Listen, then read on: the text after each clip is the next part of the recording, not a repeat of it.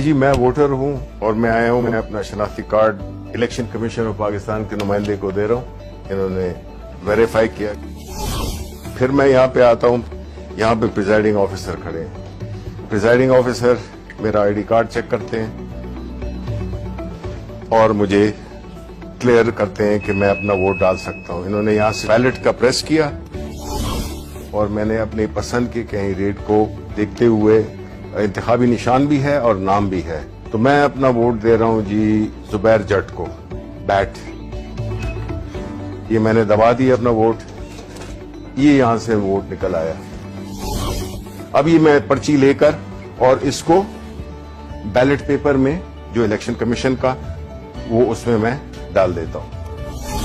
اب جب ووٹنگ ختم ہو گئی ہے تو سارے پولنگ ایجنٹس کو بلا لیا جائے گا. پریزائڈنگ آفیسر کہیں گے کہ جی ٹائم ووٹنگ کا ختم ہو گیا ہے, کوئی ووٹر موجود نہیں ہے جو پولنگ اسٹیشن ہے. سب کی تسلی ہو گئی. آپ اس سیل کو کھولیں گے جو کہ پہلے اس میں سٹارٹ تھا. جب پولنگ سٹارٹ ہوئی تھی تو انہوں نے سٹارٹ کا بٹن دبایا تھا. اب یہ کلوز کا بٹن دبائیں گے. اب پولنگ بالکل بند ہو گئی. اب اگر یہ بھی کرنا چاہیں, سٹارٹ کا بٹن بھی دبانا چاہیں دوبارہ, تو یہ نہیں کر سکتے.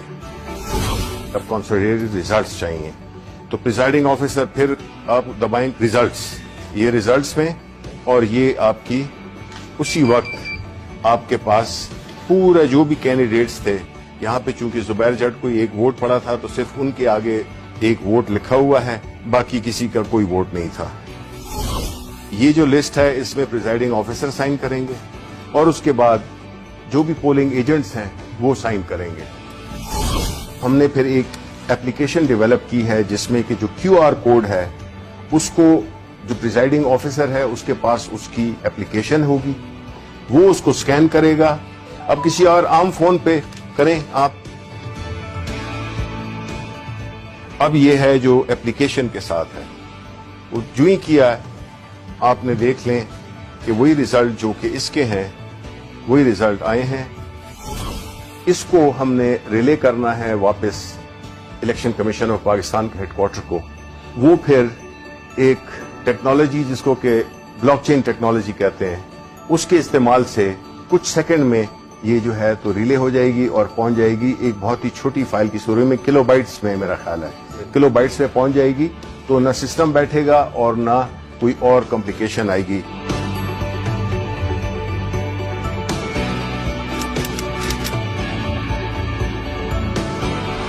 اگر کوئی یہ کوشش بھی کرے کہ وہ اسی طرح کا ووٹ پہلے تو چھپا نہیں سکتا, لیکن اگر چھپا بھی لے تو وہ ووٹ اس لیے کاؤنٹ آؤٹ ہوگا کیونکہ ہر ووٹ کے اوپر ایک بار کوڈ ہے.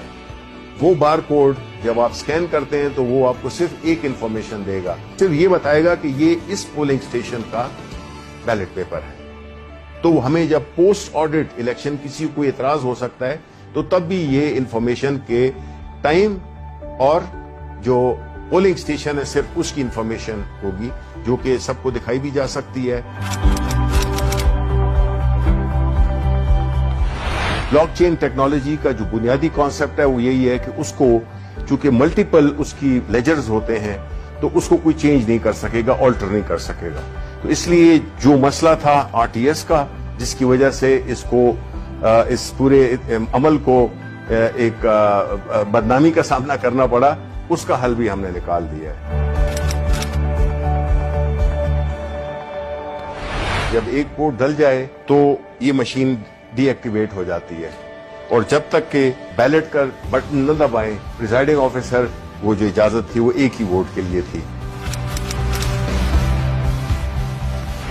یہ صرف مشین نہیں, یہ پوری ایک سوچ کی تبدیلی ہے, اس نظام کی تبدیلی ہے. لوگ دھونس کے ذریعے, پیسے کے ذریعے اور مختلف غیر قانونی ہتھ کنڈے استعمال کر کے وہ ہارے ہوئے الیکشن کو جیت میں تبدیل کر دیتے تھے اور جیتے ہوئے الیکشن کو ہار میں تبدیل کر دیتے تھے. چونکہ ایک اسٹینڈ الون مشین ہے جس میں کہ اس کا نہ کوئی انٹرنیٹ سے تعلق ہے, نہ اس کا کوئی وائی فائی سے تعلق ہے, نہ اس کا کوئی بلوٹوتھ سے ہے, تو یہ بیرونی اثرات سے یہ بالکل مبرہ ہے.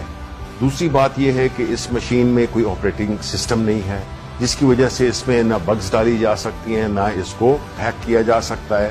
جو کوئی بدعنوانی ہو سکتی ہے یا کوئی شیطانی ہو سکتی ہے کہ کوئی اس میں ایلفی ڈال دے بٹنز میں, تب بھی اس کی مشین کی پرفارمنس میں فرق نہیں پڑے گا. कोई कील लगाने की कोशिश करे तो भी नहीं होगा, पिन लगाने की, पानी फेंकने की, कोई और लिक्विड फेंकने की, इसकी परफॉर्मेंस को बिल्कुल अफेक्ट नहीं कर सकता।